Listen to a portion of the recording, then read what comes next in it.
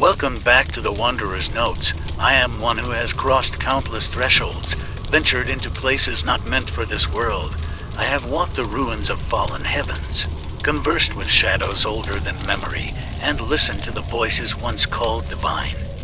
But not all legends are born of earth and stone, of thunder or divine curses. Some are born from the cold light of a screen, from the dark corners of the internet. They are viruses of the mind, spreading through clicks and late-night retellings. Their history is not measured in millennia, it is measured in shares.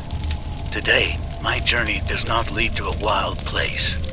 It leads to the decaying heart of a nameless city, an urban sprawl consuming itself from within. I am here to meet a modern legend, a nightmare born of boredom and pain. Today, I will speak with Jeff the Killer. My search for him did not begin in ancient libraries or on scrolls of parchment. It began in a world far more alien to me, the global network. I had to spend weeks submerged in the rabbit hole of collective madness, reading through leaked police reports, hastily typed and riddled with errors, telling of motiveless homicides marked only by their brutality. I watched grainy videos, shot on cheap phones, capturing shadows flitting at the end of hallways, dry laughter echoing from an empty room. Unlike the beings I have met before, Jeff did not have a single mythology. He had thousands. Each forum, each community, had its own version, its own origin story. Some told of a bullied boy, attacked with bleach and fire. Others spoke of a failed science experiment. But they all shared the same outcome, a smile carved ear to ear, unblinking eyes, and an insatiable desire to kill. He was not a singular creature. He was a legend built by committee, a product of collective fear. I read the accounts of the few survivors, the amateur psychological analyses of the curious, and, most disturbingly, the sick adoration of his fans, those who saw him not as a murderer, but as an icon of freedom. But digital traces were not enough. A legend, to be understood, must be met on its own ground. And so I began to follow the physical trail. I followed not footprints, but the trail of smiles, the artworks Jeff left behind. I visited a quiet suburban home weeks after the police had left. The house was still sealed by yellow tape, but I have my ways. I passed through it like a ghost. Inside, the air was a chemical ghost of bleach drying and failing to cover something else. Underneath it, the sweet, coppery tang of old blood, and the subtle stench of decay left behind. The house was, by all standards, sickeningly perfect. A smiling family photo on the mantelpiece had been knocked over. The living room was suspiciously clean, but the true horror was upstairs. The master bedroom, I saw it immediately. A dried, arcing spatter of blood on the cream-colored wall. An abstract masterpiece of violence. The mattress had been stripped bare, revealing a massive, dark stain where life had been drained away. And carved crudely but deeply into the oak headboard was the phrase, "Go to sleep." I studied the profile of the family who had lived there, an accountant, a homemaker to well-behaved children. Their life, by all standards, was safe and boring. I began to see a pattern. Jeff did not kill randomly. He chose those whose lives were artificial, those he deemed to be asleep. The trail led me to an abandoned industrial park on the edge of the city, a maze of rusted warehouses and nameless alleys. This was the place. I could feel it, not an ancient, magical energy, but a hostile emptiness. The air was thick with the scent of rusted metal, the drip of a broken pipe, and layers of graffiti that looked like scars on the city's skin. I felt watched, not by a predator, but by the alley itself. I knew I was stepping into the artist's gallery. I found a rusted oil drum, and from scraps of wood, I built a small fire. The flame was not for warmth. It was an invitation, a challenge, and he came. He did not appear suddenly. First, a shadow at the end of the alley, then the shadow slowly took form. He moved without a sound, like a stray cat. Gaunt, a filthy white hoodie, tangled black hair. And then he stepped into the firelight.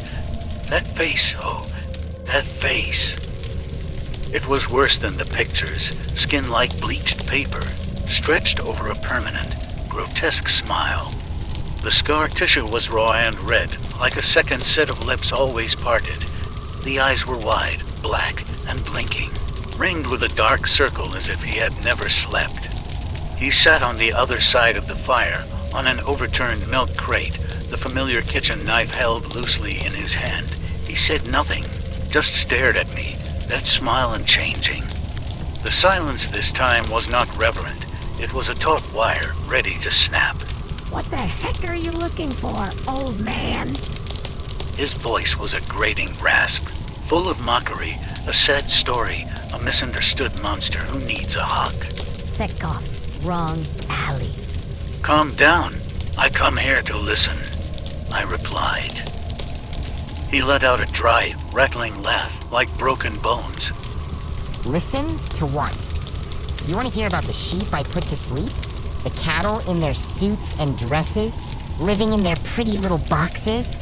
They deserve to die for their boredom.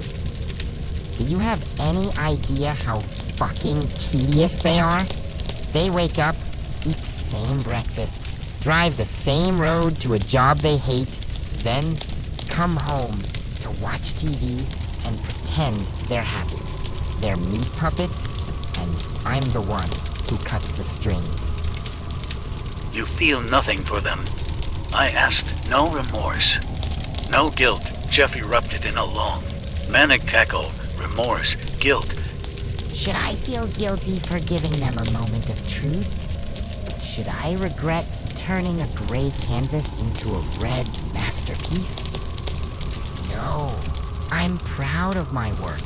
Every scream is an applause. Every puddle of blood is my signature.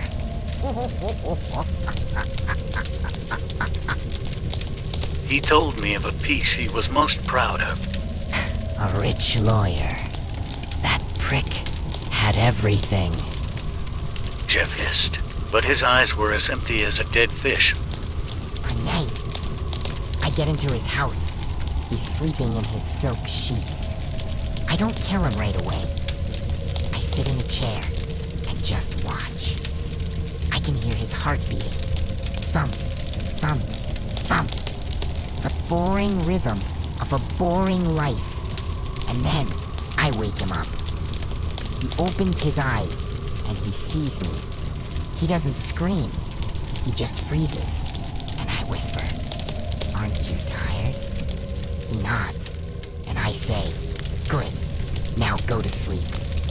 My knife, it sings when it slides through flesh. Do you know that feeling? Old man, feeling of cold steel, bleeding warm blood. It feels like life.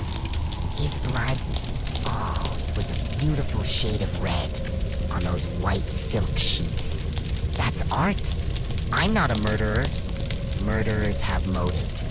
I'm a fucking editor, deleting the superfluous parts of the world. And your face? Is that a work of art as well?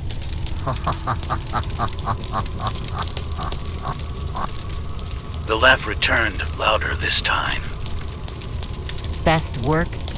My masterpiece. People talk about an accident. About bleach, about fire. Hey, they call it a tragedy. Fecking idiots. It was a liberation. Do you know what it feels like to take the blade into your own hands? To carve a permanent smile onto your own face? It hurt. Holy shit. Did it fucking hurt. But it was a glorious pain. Like breaking out of a chrysalis. The old, weak, sad skin peeled away, and underneath, it was me. The truth. The beauty, I looked him straight in the eye. The pain you speak of is just selfishness disguised as philosophy. You free no one. You are just trying to make your own emptiness seem profound. The mirth in his eyes vanished, replaced by a dead cold, empty. He hissed. I'm the only thing here that's real, old man. You, with your dusty old morals. You're the empty one. You're afraid of chaos. You're afraid of the truth. I fucking bathe in it. And so I ask the final question. If you had one deepest wish, something you desire above all else, what would it be? The silence fell. The smile on his face was still there, but his black eyes seemed to drill into my mind. A wish? He whispered, his voice full of a sick longing.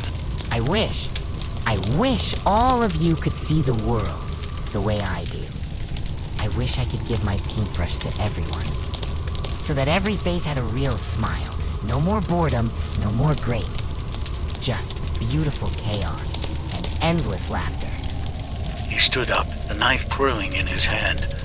I don't want to be fixed. I want to break the rest of you. That's my wish.